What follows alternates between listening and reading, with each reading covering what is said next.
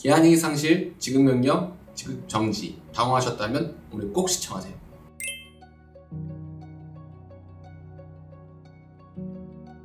안녕하세요. 회생의 정석 최용준 변호사입니다. 오늘 시간에는 채무가 연체될 경우에 발생할 수 있는 여러 이슈들이 있는데 그 중에서 이제 기한의 이익 상실과 지급명령을 받았을 경우 지급정지가 될 경우에 대해서 한번 이야기를 나눠보도록 하겠습니다. 계속해서 채무자의 상황이 변화가 생기고 채권이 이동되거나 사적인 추심위가 계속 인정된다고 하면 개인행 절차는 기본적으로 진행될 수가 없어요. 그렇기 때문에 압류라든가 가압류라든가 강제집행 절차에 대한 추심위는 중지명령으로 다 정지가 됩니다.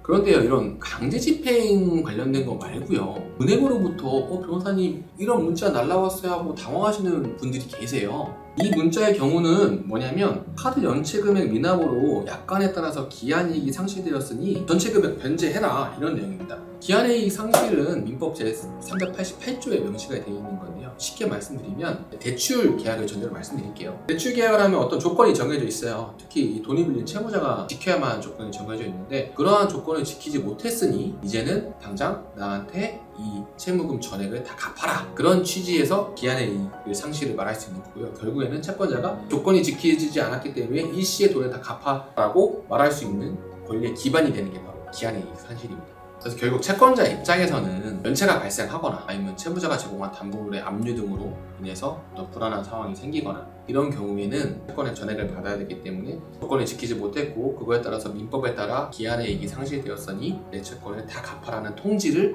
하게 되는 거죠. 그게 조금 전에 보신 문자 같은 내용입니다.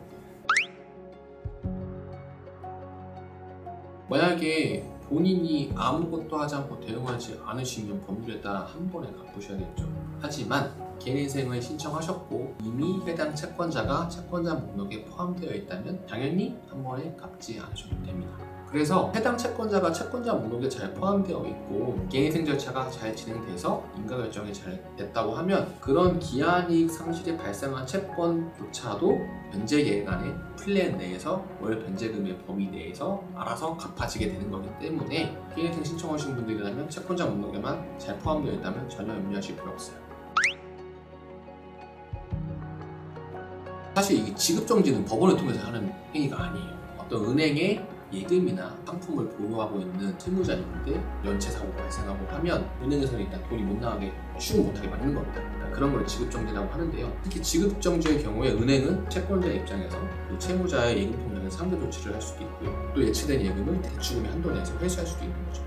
그래서 제가 실무적으로도 저희 사무실에 의뢰를 주시는 분들께서 이 은행 자체가 대출 기관으로서 채권하라고 한다면 꼭 말씀드리는 게 첫 번째는 내가 대출 사고가 발생한 금융기관을 사용하지 마시라, 다른 금융기관 계좌를 일단 이용하시라 하나 말씀드리고, 부득이 금융사의 통장을 유지해야 된다고 하면 일정 부분 현금은 인출해 두셔라 라고 말씀드리고, 또 마지막으로 자동이체 등이 설정된 계좌는 다 해지해 두셔라 이렇게 조언해 드립니다. 특히 이 지급정지의 경우에는 결과적으로는 인가결정이 난 이후에만 정상적으로 풀 수 있어요. 그래서 지급정지가 혹시라도 우려되는 경우시라고 한다면 이것은 당하고 나서 풀 걸 생각할 게 아니라 당하기 전에 미리 방금 말씀드린 수단으로 방어하시는 게 무엇보다 중요합니다. 지급명령이 뭐냐면요, 대단히 간소화된 민사소송 절차라고 보시면 돼요. 채권자가 채무자를 상대로 지급명령 신청을 하면 법원에서 일단 보고 적당히 내용 타당성이 있으면 지급명령을 채무자에게 내립니다. 그러면 채무자는 이걸 송달받은 날로부터 2주 이내에 이의를 할 수가 있어요. 그래서 이의하면 본항소송 절차로 넘어가게 되거든요. 이의하시면 돼요.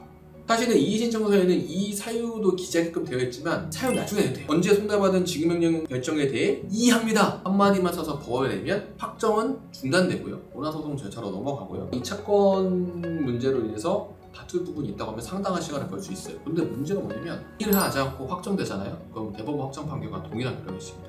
확정된 집행 권한이 되어버리는 문제가 있는 거죠. 지급명령 받으시면 당황하지 마시고 그냥 날짜 안에 이의신청하시면 됩니다. 그러니까 이건 전혀 두려워할 것은 아니세요. 그리고 한 가지 여담으로 말씀드리면 지급 명령을 신청했다는 거는 아직 이 채권자가 나한테 바로 강제 집행할 수 있는 권능이 없구나 라고 역으로 생각해 보실 수 있는 단서가 되기도 합니다. 고민하지 마시고 이 채권을 인정한다 하더라도 바로 인정하실 필요는 없는 거잖아요. 그렇기 때문에 이의 신청을 하시면 내가 법률적으로 방어할 수 있는 수개월의 시간을 최소한 벌 수 있게 됩니다. 그렇기 때문에 꼭 날짜 지나지 않게 이의하시는 게 가장 중요합니다. 그리고 이렇게 시간적인 여유를 벌면서 그 기간 안에 지급명령을 신청한 채권자를 채권자 목록에 포함시킨 회생 신청을 하게 되면 그 채권에 대해서 상당 부분 탕감받을 수 있는 길을 모색할 수 있게 되는 거죠.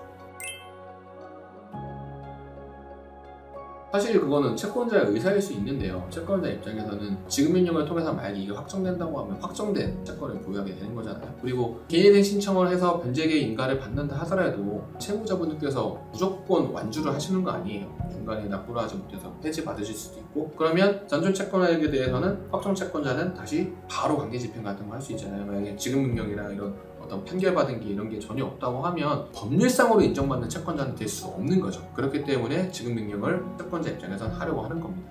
오늘 시간에는 다소 생소한 용어였지만 기한의 이익 상실과 지급명령, 지급 정지 등을 테마로 해서 한번 말씀을 드렸습니다. 덜컥 들으면 놀랄만한 이야기인 것 같기도 하지만 사실 그렇지 않거든요. 그래서 어떤 문자로 이런 고지 같은 걸 받으셨다고 해도 절대로 놀라지 마시고 개인회생 절차를 진행하시는 분들이라고 하면 채권자 목록상에 그 해당 채권자가 들어가 있는지만 잘 체크하시면 되고요. 지급명령이나 이런 부분이 있으면 법률 대리인과 상담이라도 한번 받아보시면 굳이 선임하지 않으셔도 얼마든지 쉽게 대처할 수 있습니다. 이게 손 놓지만 않으면 얼마든지 해결할 수 있어요. 특히 지급명령의 경우에는 기간을 준수하면서 이의 신청하는 거 잊지 마시고요. 오늘 영상이 도움이 되셨다면 좋아요와 구독 한 번씩 부탁드리겠습니다. 다음에도 유익한 영상으로 찾아뵙도록 하겠습니다. 이상 수영준 변호사였습니다.